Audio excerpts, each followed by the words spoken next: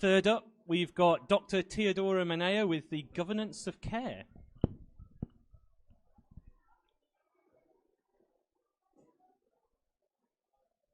So that's the way I try to imagine a new philosophy, if you want, for the society. And actually looking around in the Western societies, and not only, I have the impression that we are in a wrong paradigm. And what I want, my model, is a governance of care versus the governance of profit, which we have nowadays. What happened nowadays? We talk about care, but the care is marketized, is sold for profit. And this is the way, you know, the world looks like, with gigantic inequalities and actually in desperate need of care. My idea to talk about this was inspired by Thomas Piketty, who actually did an analysis of what happened with the capital in rich countries and what happened with the profit, and how actually we are in this situation that just a few people have so much power and so much money. And if you see, that is not disconnected for the society, because this is reflected in every aspect of it.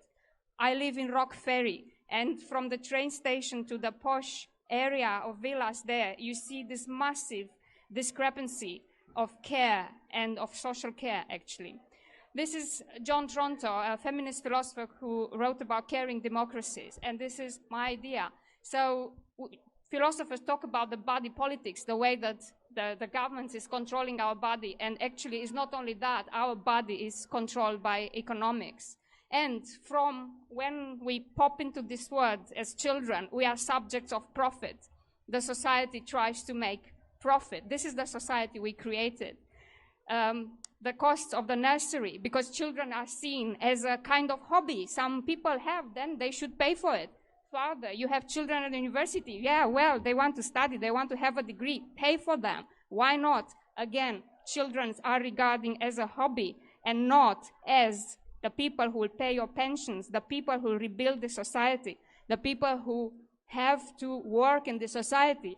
Oh, that's a problem. Who will work for us? Oh, of course, people from abroad. There are so many desperates there, and that's the colonial mentality still. I'm sorry to say it, but we rely on these resources.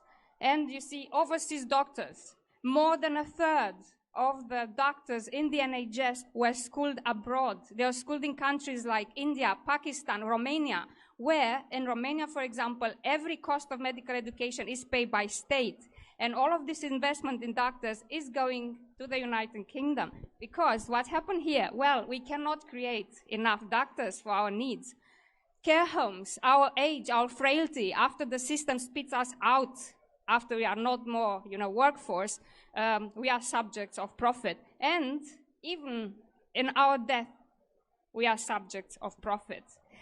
What happened when someone died? I thought that's so wrong. Instead of families having a help from the state, they are robbed of, the last amount of money. So it's even expensive to die.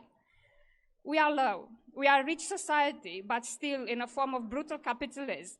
We creating ghettos of social failures. We prefer to pay the people to stay there, somewhere in the back of the society, somewhere in New Ferry where nobody looks for them, instead of giving them the dignity to work, re-educating them, investing in them, letting them to flourish, letting them to achieve what they can do.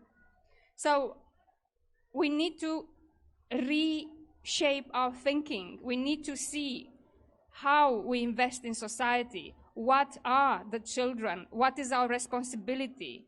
What does it mean, education?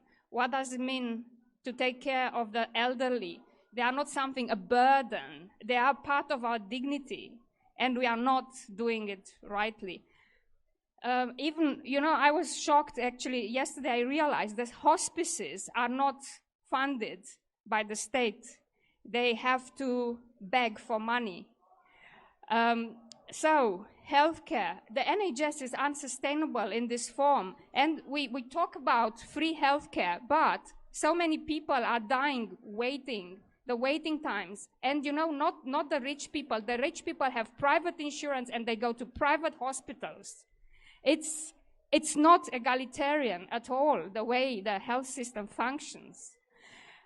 politics, the electoral system. I heard that, oh, MPs just have 5 years. There's not enough time to make a sustainable policy, so they don't really care. And this is a very, very sad reality. We should change the system. So there are a few principles of philosophy of care, and this is responsibility, responsiveness, attentiveness, trust, competence, and respect. And I have good reason to argue that in our paradigm nowadays, lots of these things are failing. Thank you very much.